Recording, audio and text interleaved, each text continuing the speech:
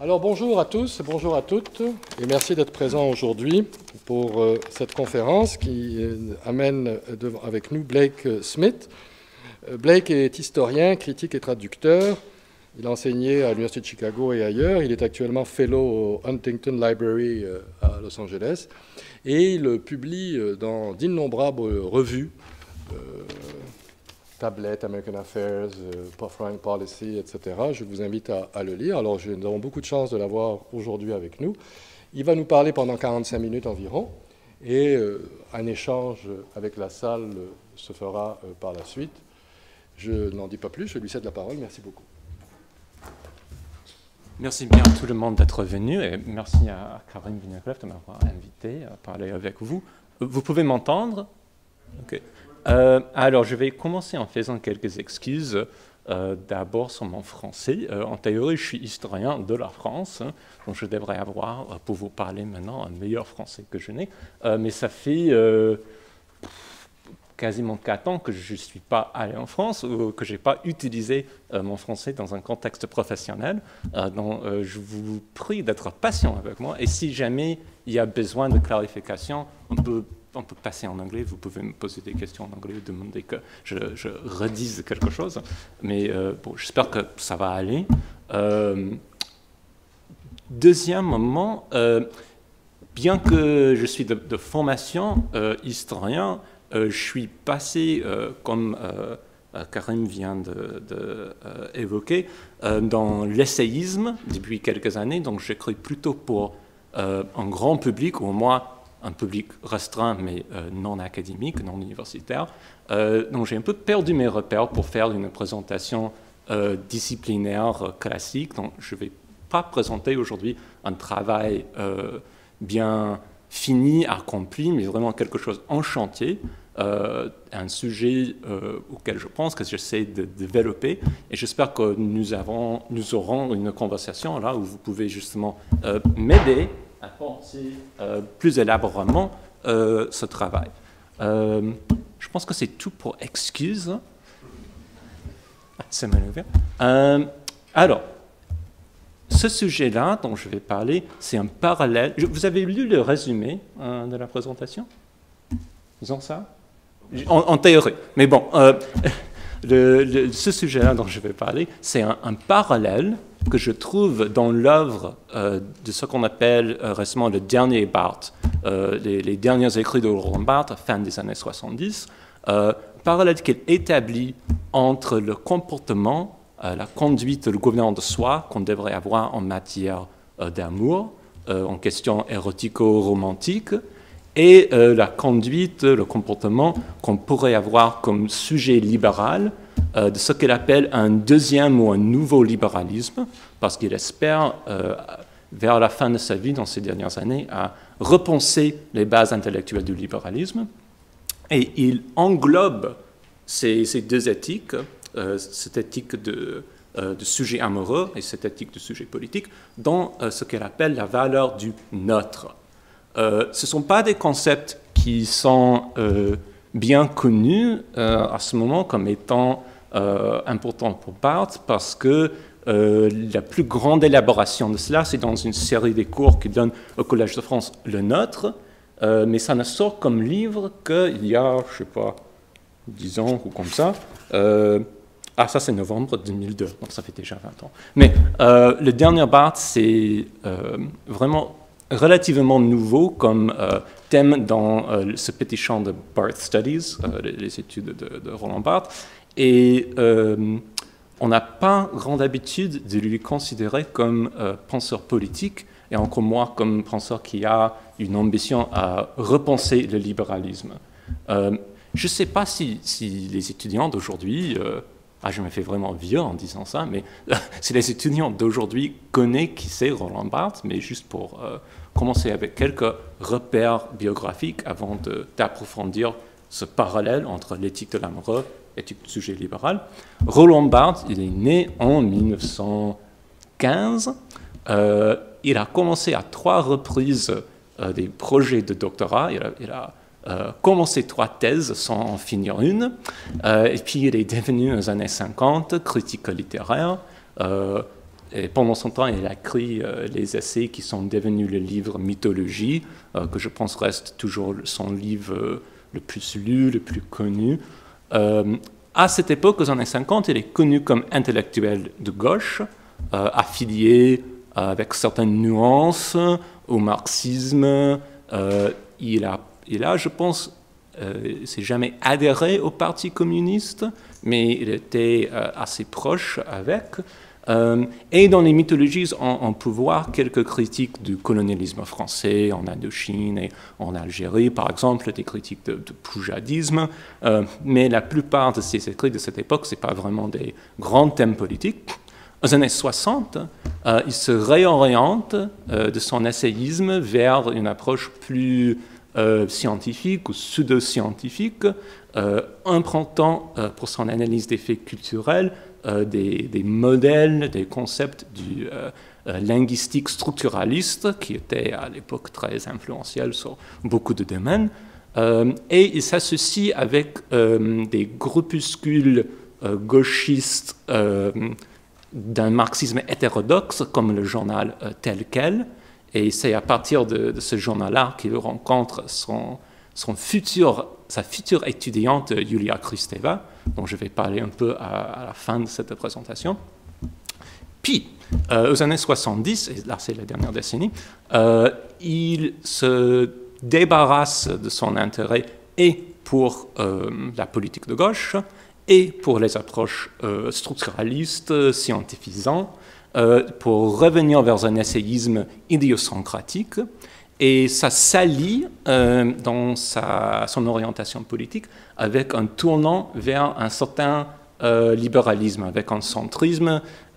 Il ne veut pas spontanément s'identifier comme libéral, et on va voir en quelque peu un entretien de 1977 où son interlocuteur essaie de lui dire qu'il est quand même devenu un libéral, et il veut résister un peu à cette étiquette, mais on peut bien lui voir comme ça. Il était perçu par des nombreux observateurs de l'époque comme ayant fait un passage avec beaucoup de monde à cette époque, les années 70, de la gauche vers un centre libéral. C'est un gros moment dans l'histoire intellectuelle française, en effet, les années 70, où on voit le marxisme, soit classique, soit hétérodoxe, perdre son hégémonie sur la classe intellectuelle.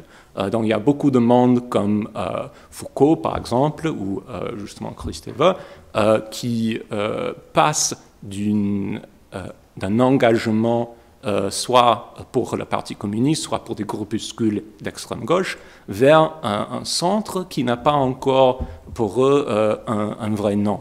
Ça pourrait être comparé avec le phénomène de la montée du néoconservatisme aux USA aux années 70. Je ne sais pas si vous autres, au Canada, vous avez eu ça, mais aux États-Unis, au même moment, il y avait toute une vague, surtout des juifs intellectuels de New York, qui passent du trotskisme vers le Parti républicain. Bon, ok, ça c'est son parcours intellectuel. Et au milieu de cette transition des années 70, où il revient vers un style essayistique, la critique culturelle, littéraire, et il prend ses distances avec la gauche. Il a une expérience d'ordre sentimental, intime, qui lui pousse à penser l'amour et penser l'éthique de l'amour. Comment le sujet amoureux devrait-il se comporter? C'est que les mœurs universitaires étant un peu différents en France et à cette époque, Barthes a, depuis un certain temps, déjà une habitude bien acquise de coucher avec ses étudiants, d'avoir des relations avec les étudiants de ses séminaires, des jeunes gens de 20-25 ans. Et en 1775, il arrive que sa machine à séduction ne marche plus et il tombe d'un amour non réciproque pour un étudiant en psychanalyse qui suit ses séminaires. Et pendant comme 3 ans, il est mais pour quasiment fou d'un amour obsessionnel. On sait qu'il a écrit des centaines de lettres à cet étudiant, comme 1 ou 2 par jour. Ils sont en possession de cet étudiant qui est maintenant un vieux psychanalyste en retraite quelque part en France. Non, moi je ne les ai pas lus, mais par contre, on a à la Bibliothèque nationale en France son carnet intime de cette époque, de 75-76, où il parle de ses obsessions, de ses déprimes, je ne sais pas s'il a fait vraiment des tentatives de suicide, mais il avait au moins une idée fixe là-dessus. Donc il était dans une très mauvaise situation. Et c'est alors à ce moment qu'il fait à 2 reprises, en 76-77, un cours qu'il répète 2 fois sur le thème du discours amoureux. Donc c'est les phrases, les mots, les idées qui reviennent dans ce que se dit l'amoureux. Je ne sais pas si on utilise le mot amoureux dans ce sens de nos jours, mais pour lui, je devrais spécifier, l'amoureux a vraiment une connotation. Ce n'est pas l'amant qui pourrait être en couple avec quelqu'un ou qui pourrait être candidat à se faire aimer. L'amoureux est celui qui aime sans être aimé en retour et qui même se rend pas aimable par le comportement qu'il a. Donc si vous avez lu par exemple Proust, il y a cette idée d'amour là-dedans, où être amoureux, ça veut dire forcément que l'autre ne va pas m'aimer, parce que je deviens un fou, maniaque, jaloux, paranoïde, et forcément cette personne n'est pas très aimable. Pour comprendre ce discours-là, qui est aussi bien sûr son propre discours, c'est le sien, Barthes va analyser, non pas sa propre vie, mais un roman de Goethe, Les tristesses du jeune Werther. Et là non plus, je ne sais pas si pour les étudiants au Québec aujourd'hui, c'est un livre qui se lit. À l'époque, au début du XIXe siècle, quand c'était publié, c'était un best-seller. C'était très influentiel pour le mouvement littéraire romantique en Allemagne, en France, en Angleterre. Et c'est un peu l'histoire de Goethe lui-même en tant que jeune homme qui est racontée. Qu'est-ce que je disais? Les tristesses de jeune Werther, le personnage principal, Werther, c'est un jeune homme allemand qui tombe amoureux d'un amour non réciproque, d'une fille, Elisa, je pense, qui va épouser quelqu'un d'autre, et puis il se suicide. Et il y avait en effet toute une vague déclenchée de suicides à travers l'Europe, début du XIXe siècle, par imitation. Il y avait des jeunes gens qui voulaient faire leur Werther. Si maintenant on lit le roman, peut-être votre expérience va être différente, mais pour moi c'est un livre fort ennuyeux, fort ennuyant. C'est difficile d'imaginer que je serais tellement pris dans le mécanisme des sentiments là-dedans que je me tuerais. Mais à l'époque, ça marchait. Et Barthes utilise ce texte pour décrire, non pas forcément les étapes de l'amour, parce qu'il ne voit pas cet amour obsessionnel comme quelque chose de diachronique qui développe selon une trajectoire, mais plutôt son système synchronique, comment on reste figé dans un amour obsessionnel qui est un peu hors temps. Et dans les cours même, il n'y a pas de solution à cela envisagée. C'est une analyse, disons, structurelle, synchronique, hors temps, de comment l'amant parle, comment l'amoureux parle, pour examiner par exemple les phrases comme le « je t'aime » que l'amoureux répète, ou l'amoureux peut se dire que l'autre est tout à fait aimable, il n'est pas comparable à aucune autre personne. Il analyse ces phrases dans les textes et puis dans la phénoménologie quotidienne de l'expérience amoureuse. Et petit fait bizarre, l'étudiant dont il est obsédé, Barthes, est étudiant de ce cours. Donc ça ne fait pas très déontologique. J'espère que ça ne se passe peut-être pas dans les mœurs de l'université UDEM aujourd'hui, mais ce n'était pas si atypique que cela à Paris aux années 70. Alors, dans le cours même, il n'y a pas vraiment de fin, il n'y a pas de terminaison envisageable pour un amour obsessionnel, mais en 1977, il sort la version livre du cours, les fragments d'un discours amoureux. Et là, il finit en évoquant une possible solution qui serait d'ordre éthique. Il y aurait un moyen de se comporter ou une méthodologie pour se conduire qui permettrait à sinon résoudre cet amour malheureux, au moins de vivre avec sans trop de peine. Donc je vais juste lire quelques phrases de cela. Vouloir saisir. Comprenant que les difficultés de la relation amoureuse viennent de ce qu'il veut sans cesse s'approprier d'une manière ou d'une autre l'être aimé, le sujet prend la décision d'abandonner dorénavant tout le vouloir saisir à son égard.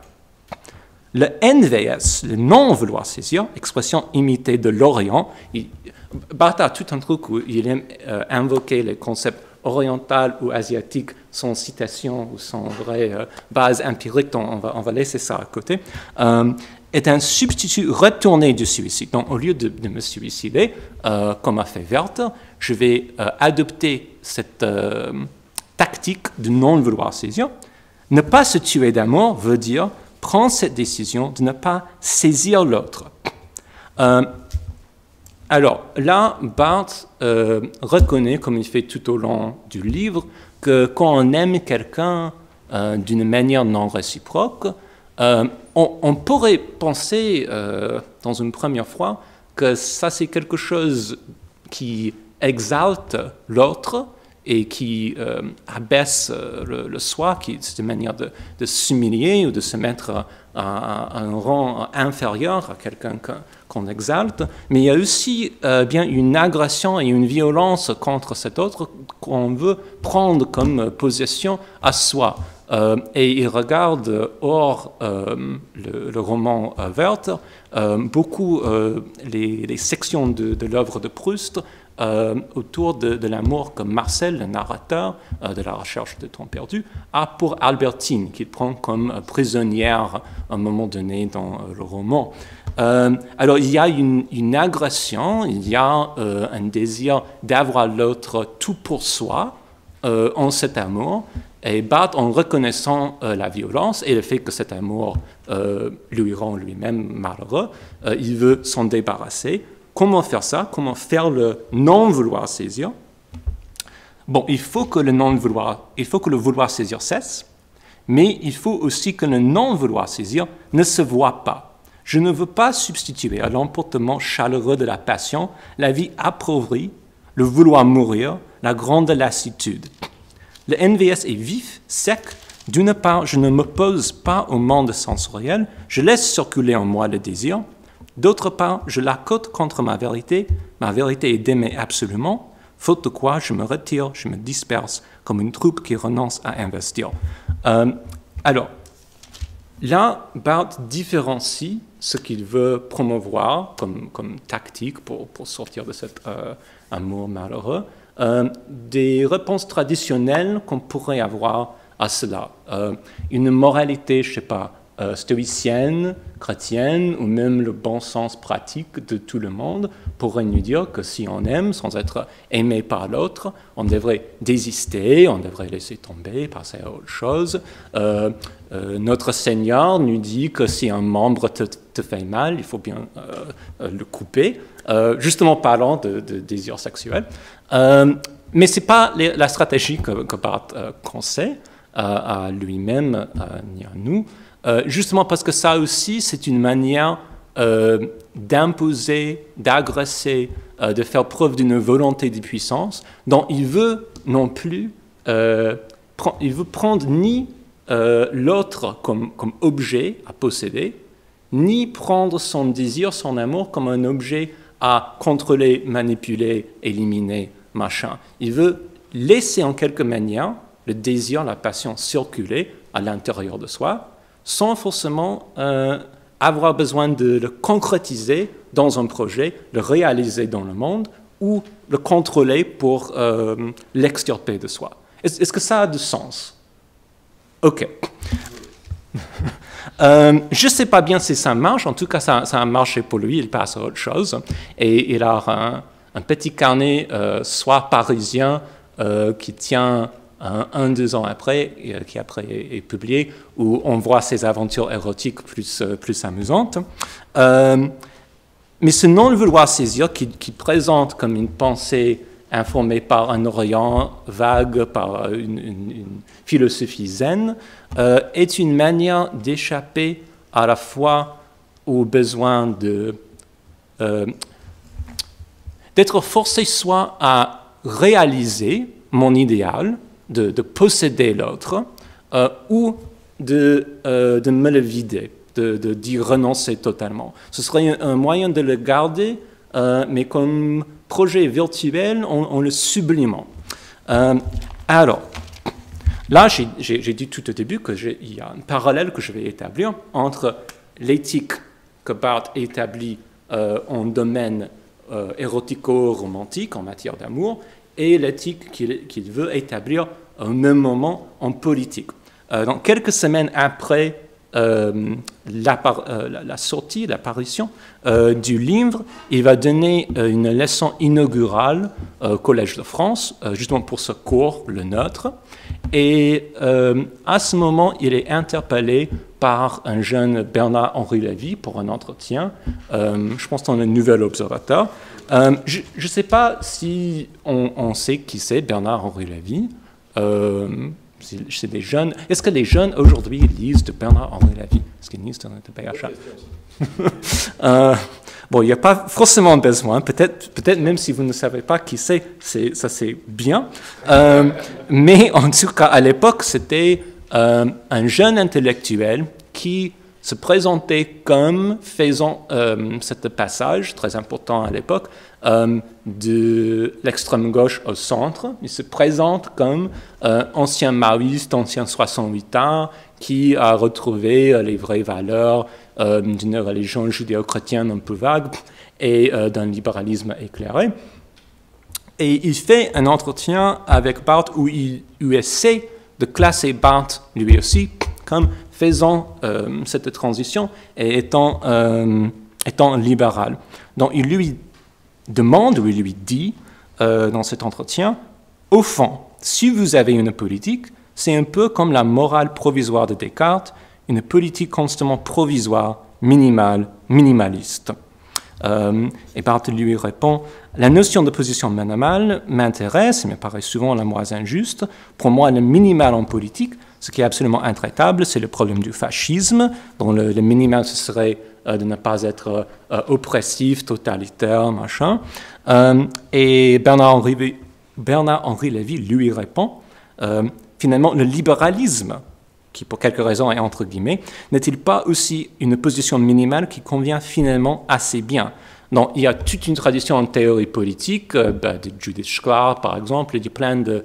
je ne sais pas comment vous autres vous le dites, mais on dit Cold War liberals en anglais, des libéraux de la guerre froide aux États-Unis et j'imagine au Canada, qui voient le libéralisme justement comme une philosophie politique minimale avec le moins de assumptions possibles qui ferait barrage contre le totalitarisme.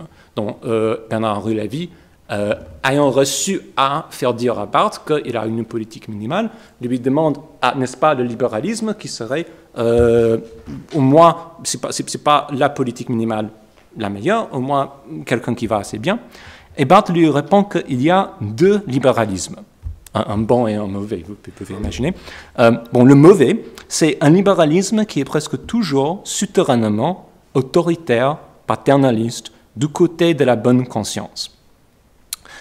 Et puis, il y a un libéralisme plus éthique que politique, c'est pourquoi il faudrait lui trouver un autre nom.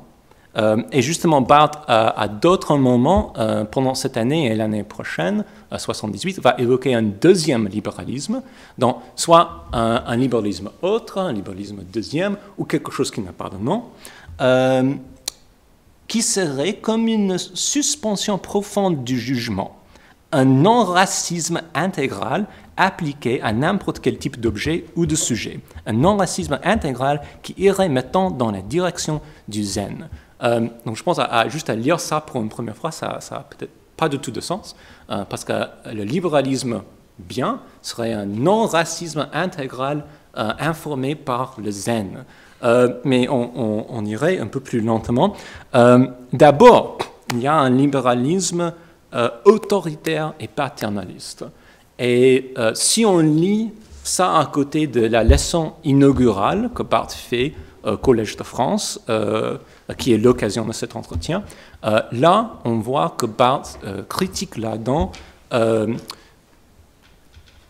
toute politique, et ce serait en effet toutes les formes de la politique, fondée sur une conception forte et claire de ce que c'est l'être humain. Bon, le libéralisme, comme on l'imagine souvent ou normalement, au moins des traditions dans lesquelles je suis, c'est une anthropologie. On n'a peut-être pas l'habitude de l'appeler comme ça, mais c'est une idée qu'on sait ce que c'est l'être humain, et tous les humains ont les mêmes droits, les mêmes, dans un certain sens, capacités ou devoirs, ou au moins quand on voit un être humain, on devrait le comprendre comme porteur de ces droits universels qui s'appliquent à tout le monde. Hein. Donc, le libéralisme, c'est un moyen d'imaginer qu'on sait ce que c'est l'humanité et qu'on regarde quelqu'un, on sait à peu près ce qu'il y a d'essentiel à savoir sur lui. Il y a bien des particularités pour chaque individu, mais sachant que c'est un individu, je sais bien qu'il a les droits humains, les droits de l'homme. Et ça, c'est effectivement quelque chose, niveau épistémique, assez autoritaire et assez violent. Ça suppose que moi, en tant que libéral moyen, je suis un peu le maître de l'histoire, de l'anthropologie, de l'essence de l'être humain. C'est assez fort comme assertion. Et normalement, on a l'habitude d'imaginer que ce libéralisme-là, droit de l'homiste, est l'inverse du racisme. Tandis que là, Barthes suggère que le libéralisme humaniste est en effet un racisme.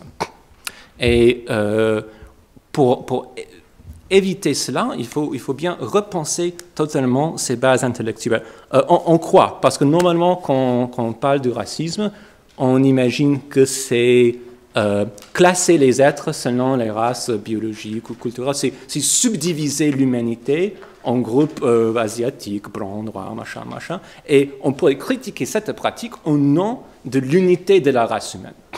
Mais pour Barthes, c'est toujours, dans les deux cas, appliquer une arrogance épistémique qui consisterait à imaginer qu'on sait ce que c'est l'homme, et quand on regarde quelqu'un, on sait comment le classer, soit comme membre d'une division de la race humaine, soit comme membre de l'humanité, et on sait comment lui traiter, on sait comment traiter cette personne en sachant cela. Tandis que ce qu'il va promouvoir ici, c'est une suspension profonde du jugement. Donc ça veut dire que quand on regarde l'autre, on ne devrait pas immédiatement plaquer les concepts et les catégories, comme les catégories raciales ou même la catégorie être humain, mais on devrait essayer de laisser apparaître la différence propre de cet individu, de ce groupe, de cette situation. Au moins, on devrait essayer de ne pas faire avec des concepts politiques. Et ce serait alors quelque chose d'éthique dans le sens que je ne sais pas si on enseigne non plus aux étudiants la différence entre morale et éthique, mais moralité ou politique dans ce contexte, ce seraient les grandes normes universelles s'appliquant à tout le monde qui règlent l'encadrement global de la société, comme ne tuez point, des choses comme ça. Par contre, l'éthique, c'est toutes les micro-pratiques par lesquelles je me fais une vie propre à moi. Donc, quand je décide ce que je vais manger ce soir, ou je vais appeler tel ou tel copain pour sortir, ce ne sont pas des questions morales, ce ne sont pas des questions pour lesquelles les normes de notre société vont beaucoup m'aider, ce sont des questions éthiques que je peux rater, je peux avoir des mauvaises réponses, je peux aller dans un mauvais resto et me gâcher le soir. Donc ça ne veut pas dire que les questions éthiques sont sans conséquence, mais ils sont d'un ordre différent. Et Barthes, il veut un libéralisme désidéologisé. J'aurais pensé, dans ma tête, c'est très facile de dire, et puis je n'arrive pas à le dire avec ma bouche, un libéralisme sans idéologie, sans anthropologie, sans conception forte et élaborée de ce que c'est l'être humain. En effet, il veut quitter toute la tradition droit de l'homiste. Et bon, ce n'est pas le moment pour expliquer pourquoi à ce moment, en l'histoire intellectuelle française, il y a toute une vague de ce qu'on appelait anti-humanisme, mais c'est un courant intellectuel qui justement veut apprendre à faire de la politique où vous pensez la société sans avoir ce genre d'anthropologie libérale, humaniste, transhistorique, qui était par exemple la fondation intellectuelle de la Troisième République et de ce républicanisme-là, et qui est aussi, d'une certaine manière, une base intellectuelle du marxisme classique. Parce que si tu lis bien les œuvres de Marx, il y a une notion forte et élaborée de l'être humain et de ses capacités qui sont à développer.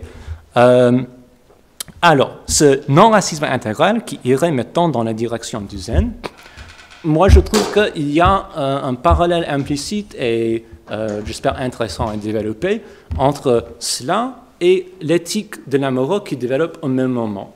Parce que dans les deux cas, ce n'est pas une question de se débarrasser totalement de quelque chose.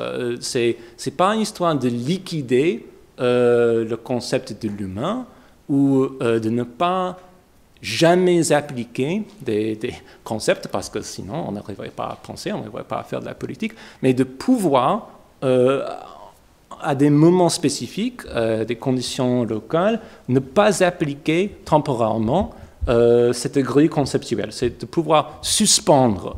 Et pareil, l'éthique de l'amoureux, ce n'est pas s'extirper l'amour, la passion, mais de savoir ou apprendre, ne pas essayer de le projeter concrètement, ne pas poursuivre l'autre, ne pas être obsédé par, tout en laissant la passion exister dans une sorte d'état virtuel. Donc, on aurait dans les mêmes cas un sujet qui essaie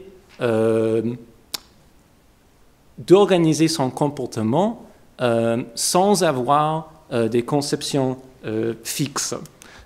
Alors, l'année prochaine, dans ce cours le nôtre, Barthes commence à élaborer ce qu'il appelle la valeur du neutre, un peu pour englober ces deux domaines d'éthique. Qu'est-ce qui anime l'éthique de cet amoureux qui a fait un cours de zen et cet acteur politique du deuxième libéralisme, de ce nouveau libéralisme, quelle est la valeur qui l'anime? Il commence à appeler ça le neutre. Je vais juste lire quelques phrases du résumé qu'il fait après que le cours soit fini envers l'administration du Collège de France pour expliquer ce qu'il a fait. Il a dit « L'argument du corps a été le suivant. On a défini comme relevant du neutre, avec un N majuscule, parce que c'est une valeur, alors c'est important, toute inflexion qui esquive ou déjoue la structure paradigmatique oppositionnelle du sens et vise par conséquent à la suspension des données conflictuelles du discours. » Il continue, à travers des touches successives, des références diverses, du Tao à Blanchot, et des digressions libres, on essaie de faire entendre que le neutre ne correspondait pas forcément à l'image plate, foncièrement dépréciée, qu'on a la doxa, donc on a l'opinion générale, mais pouvait constituer une valeur forte active. Et là, dans ce cours, ce que Barthes va faire, c'est essayer de convaincre ses auditeurs que dans nos expériences quotidiennes, on sait déjà comment faire, non pas au niveau conceptuel, mais dans tout un réseau de micro-pratiques ou tactiques, de déjouer, d'échapper, d'esquiver des conflits potentiels, tout à fait comme l'amoureux qui essaie de se guérir, ou le deuxième libéral qui essaie de tolérer, de faire bien avec l'autre sans avoir recours à des grandes idéologies, qu'on a déjà l'habitude de faire ça.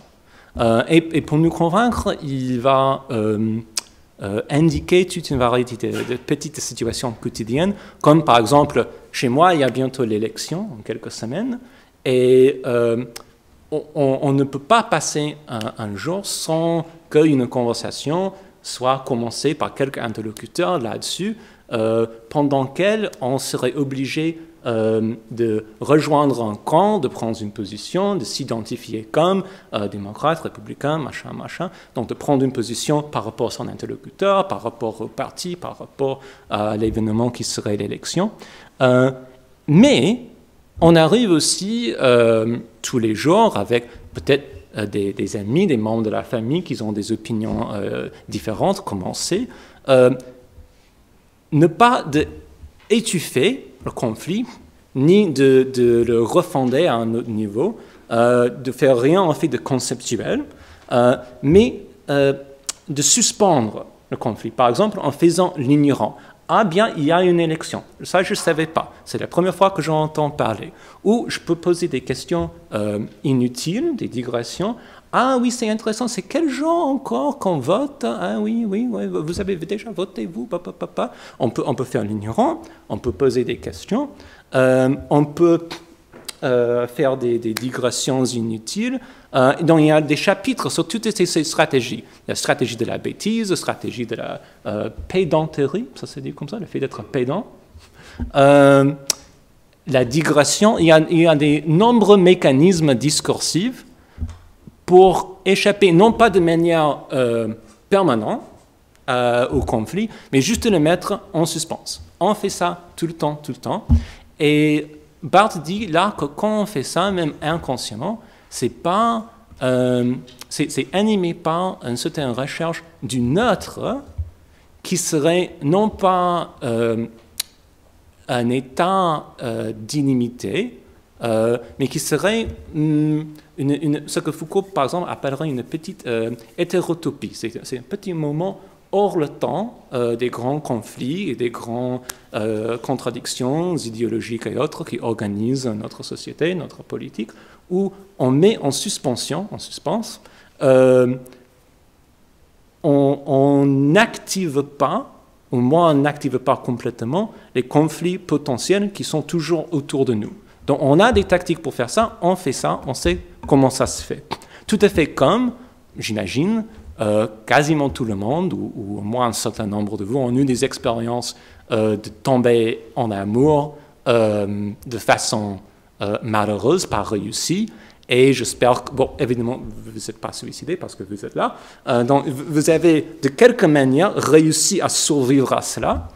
Et ce n'est pas, j'imagine, en appliquant une rigoureuse moralité stoïcienne ou comme ça, de autocontrôle total, que vous avez fait ça. Donc, il y a quelques manières de suspendre les passions, les projets, les conflits potentiels. Et c'est pour mettre ça au cœur de notre pensée politique que Barthes fait le cours sur le neutre. Il veut distinguer cette notion du neutre des deux choses qui ont des noms étymologiquement très similaires. Il y a la neutralité et neutralisation. Donc, quand on parle de neutralité, ça c'est une politique, par exemple, qu'un État tel que la Suisse ou la Suède ou je ne sais pas, pourrait adopter envers soit un conflit particulier, donc je me déclare neutre dans la guerre en Ukraine, ou on pourrait déclarer même une neutralité permanente, comme je pense la Suisse, peut-être la Suède a fait, et même je pourrais faire une neutralité un peu hypocrite, comme les États-Unis ont fait en la Première Guerre mondiale, où on va faire une dernière fois la guerre pour mettre fin à la guerre pour tout le temps. Donc ça, c'est un mécanisme classique du libéralisme hégémonique. Barthes veut dire, là, ça, c'est pas le neutre. Là, c'est une stratégie, c'est une idéologie, c'est quelque chose au niveau macro, et c'est justement une campagne militante pour quelque chose. Ça, c'est définir comme neutre. Mais le neutre tel comme il le conçoit, c'est vraiment des tactiques. Bon, j'imagine qu'on comprend la différence stratégie et tactique, stratégie globale et tactique très particulière, très temporaire. Et il faut aussi distinguer cela de la neutralisation. Et neutralisation, c'est un vieux thème de la littérature en philosophie politique, théorie politique, autour du libéralisme, parce qu'on a, selon une longue tradition, l'habitude de voir le libéralisme comme la neutralisation de l'État et de l'espace public, surtout par égard à des questions théologiques, religieuses, morales, des questions de worldview, je ne sais pas comment ça se dit en français. Vous en avez pas. OK. Dans des grandes questions de comment je devrais vivre, quelle est la nature de Dieu, tout cela, on a l'habitude de voir l'État libéral comme les neutralisant, comme les privant de leur caractère public et les réprimant, les poussant dans ce qu'on constitue comme la sphère privée. Distinction privée-publique que les religions, en effet, ne connaissent pas avant la modernité. Cette neutralisation de l'État, du sphère publique, est aussi perçue par nombreux critiques du libéralisme, comme Carl Schmitt, Leo Strauss, des critiques de droite, mais aussi des critiques de gauche. On voit un peu ça, par exemple, dans le texte de Karl Marx sur la question juive. On voit cette neutralisation aussi comme une neutralisation des sujets d'une société libérale. Ça veut dire que les sujets de cette société qui apprennent voir les questions morales, théologiques, religieuses, comme étant de l'ordre privé, comme des opinions qui ne s'appliquent qu'à eux-mêmes, qui ne sont pas d'une dimension globale, qui pourrait organiser toute la société. Ils apprennent à ne pas prendre ces questions au sérieux. Donc il y a pour Marx, Schmitt, Strauss, machin, et d'autres critiques du libéralisme, un abaissement du niveau moral, un abaissement du sérieux des gens qui vivent dans une société libérale. Justement, le fait que les gens ne sont pas prêts à tuer les autres au nom de Dieu, ça fait preuve qu'il manque du sérieux à vivre leur religion. On peut trouver que c'est une bonne chose que les gens ne se tuent pas, mais on peut aussi dire, ça date maintenant de, je ne sais pas, 10-15 ans, un livre de Michel Onfray, Mourir pour son iPhone, point d'interrogation, où il dit que les membres d'une société libérale, moderne, une société de consommation, ils ne sont pas prêts à risquer leur vie pour défendre leur manière de vivre. C'est une vieille critique, justement parce qu'ils ont appris à voir leur propre vie comme basée que sur l'opinion subjective qui ne s'applique qu'à soi. Et pour cela, on manquerait les vertus guerrières, courageux, qui risqueraient leur vie à défendre cela. Barthes veut dire que ce neutre-là, dont il fait la promotion, ce n'est pas la neutralité étatique, politique, idéologique, ni c'est la neutralisation de l'individu ou d'une sphère publique déterminée, parce que ça aussi, ça repose sur une idéologie très claire et forte, parce que penser qu'on sache comment diviser la société entre privé et public, entre un domaine où toutes les valeurs sont tolérées et un autre où on peut pratiquer la discrimination, mais chez soi, ça c'est quand même une vision très forte et quelque chose qui a un caractère autoritaire. Là, le neutre, il le conçoit comme une valeur, mais quelque chose qui coule en douce et quelque chose qui se relève déjà de ce qu'on fait dans la quotidienne. Donc, il n'a pas eu le temps de transformer cela en livre. Donc, il était écrasé par un camion en 80 à l'âge de 64 ans. Donc, c'était une mort imprévue. J'imagine, si ce n'était pas le cas, il aurait eu le temps de mieux élaborer cela et peut-être à trouver les problèmes avec, parce que j'ai combien de temps hein? 2 minutes encore. Parfait. Je vais juste finir en évoquant quelques critiques de ce concept du neutre qui sont faits par les deux étudiants les plus proches à Barthes à cette époque. Une reste bien connue, elle est toujours en vie, Julia Kristeva, qui était théoréticienne de la littérature comparée et psychanalyste et théoricienne du féminisme. Elle a, je pense maintenant, comme 84 ans ou comme ça, mais toujours en vie. Et un autre bien moins connu, Jean-Louis Booth, qui à l'époque était un collaborateur très important pour Barthes.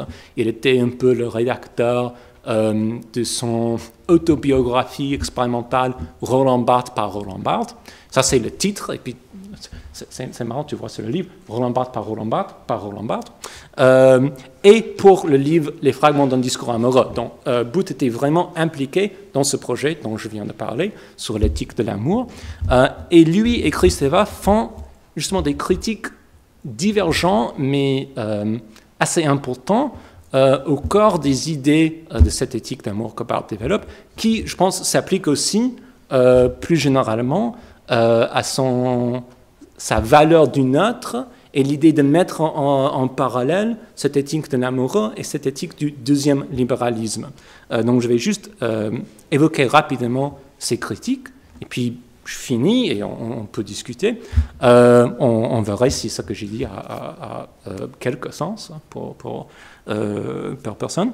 Alors, Booth commence le livre. Je vais peut-être commencer avec un texte que Booth fait avant, en 1777, dans la même année que sort Les fragments d'un discours amoureux, livre pour lequel il travaillait comme rédacteur. Et il y a un colloque organisé autour du thème Roland Barthes à Cérisy. Roland Barthes, c'est le président.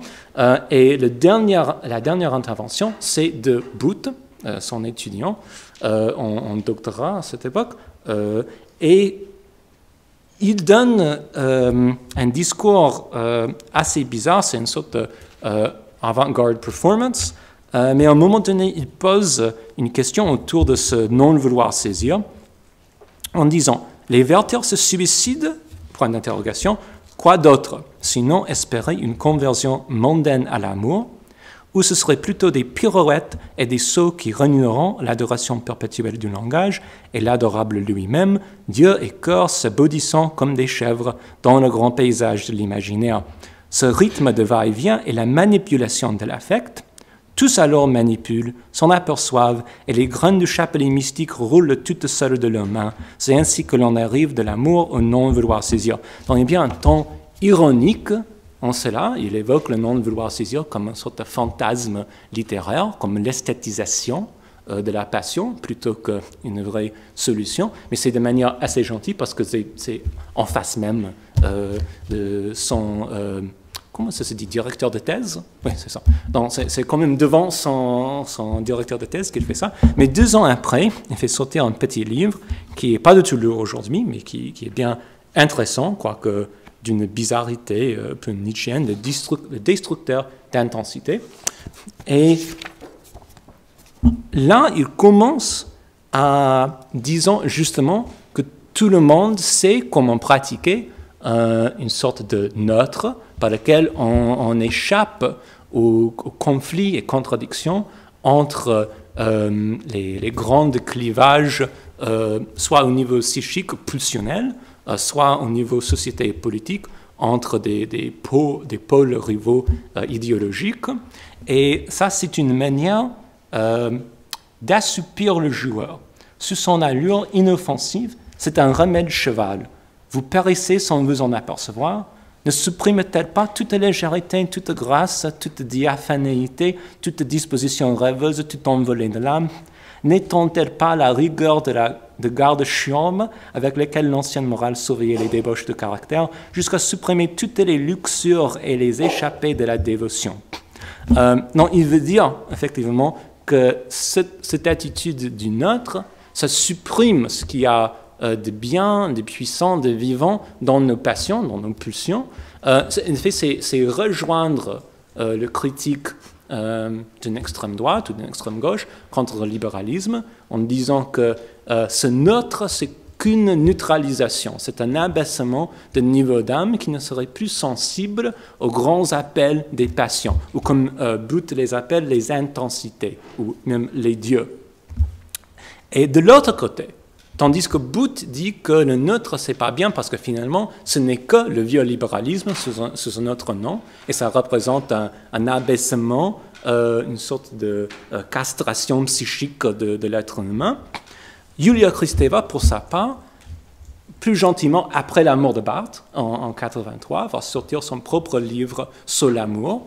Entre-temps, elle est devenue psychanalyste, donc elle a des patients, des analysants, surtout des personnes d'une vingtaine, une trentaine d'années. Et elle dit que de nos jours, le problème, ce n'est pas, comme à l'époque romantique de Goethe et son Werther, que les gens ont des passions qui les débordent et qu'ils doivent apprendre à vivre avec, mais que les jeunes gens de notre époque, aux années 80, en effet, sont plutôt des êtres avec des capacités diminuées à aimer.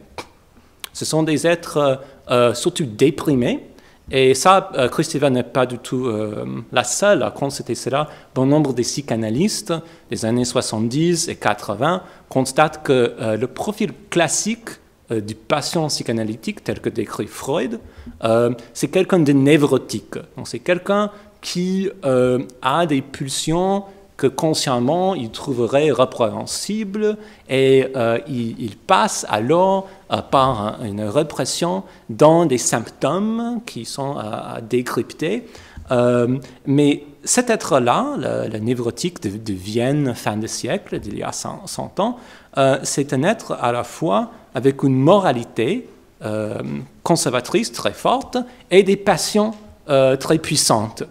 Tandis que Kristeva dit qu'aux années 80, et a fortiori maintenant, nous avons ni l'un ni l'autre. Nous n'avons pas une moralité très forte, nous ne sommes pas dans une société conservateur qui nous apprend à réprimer nos désirs, mais nous n'avons pas non plus des grandes passions amoureuses pour les autres. Et il trouve que, en effet, la tâche psychanalytique d'aujourd'hui est plutôt d'aider les patients à se construire pour une première fois, d'avoir une image de soi assez claire pour qu'ils peuvent s'aimer eux-mêmes et puis commencer à sortir de ce narcissisme primaire pour idéaliser, pour aimer un autre. Donc c'est un peu que la psychanalyse doit faire le travail que les parents ou que la culture en général n'a pas fait pour construire des êtres suffisamment psychiquement riches et forts pour pouvoir avoir des passions. Et après, ils peuvent apprendre comment se gérer là-dedans. Mais là, elle fait le passage de son ancien marxisme vraiment vers une espèce de néoconservatisme psychanalytique, culturel, en disant que la psychanalyse doit aider les sociétés occidentales à retrouver les ressources culturelles pour construire des gens qui puissent après être autonomes. Alors, si on prend les deux critiques ensemble, bon, ils sont évidemment d'une certaine contradiction. Peut-être peuvent être tous les deux vrais, mais c'est pour l'instant difficile pour moi à voir comment. Mais alors, la critique de Booth, en disant qu'en effet, le neutre ne se distingue pas vraiment de la neutralisation, telle que les critiques du libéralisme ont toujours critiqué. Et de l'autre côté, on a Kristeva à dire que bon, peut-être le neutre, ce serait bien pour des êtres amoureux qui souffrent, mais en effet, aujourd'hui, les gens souffrent plutôt de leur déprime, leur manque de libido, leur incapacité à être amoureux. Donc c'est plutôt le boulot du psychanalyste ou du critique à se remettre dans une condition sociale où l'amour serait même un problème à gérer. Alors, je vais terminer peut-être tout rapidement en disant que mon travail là, c'est que je trouve qu'il y a quelque chose d'intéressant et potentiellement utile dans la démarche que Barthes a commencé, son pouvoir le terminer à cause de sa mort soudaine. Mais il y a aussi quelque chose de bien valable dans les critiques de ceux qui étaient ses collaborateurs les plus proches. Et je trouve que c'est important de revenir à ce moment, fin des années 70, parce que c'est là qu'est inauguré l'ordre politique et économique néolibéral en France, aux États-Unis, à travers le monde occidental, tel qu'on connaît toujours, tel qu'on vit là-dedans. Et c'est un ordre qui est peut-être en train de disparaître, attaqué par les populismes de droite. Et, bon, il y a quelques années, j'aurais dit les populismes de gauche, mais ça n'a pas tellement bien marché. Donc peut-être bien juste par des populismes de droite. C'est un ordre qui s'avère de plus en plus fragile.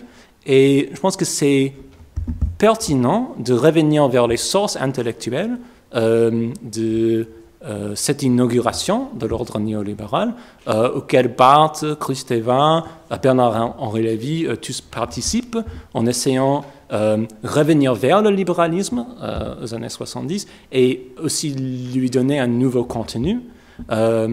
Alors, je finis avec ça. J'attends vos questions, vos critiques, vos incompréhensions. Bon, ben merci pour votre attention, en tout cas.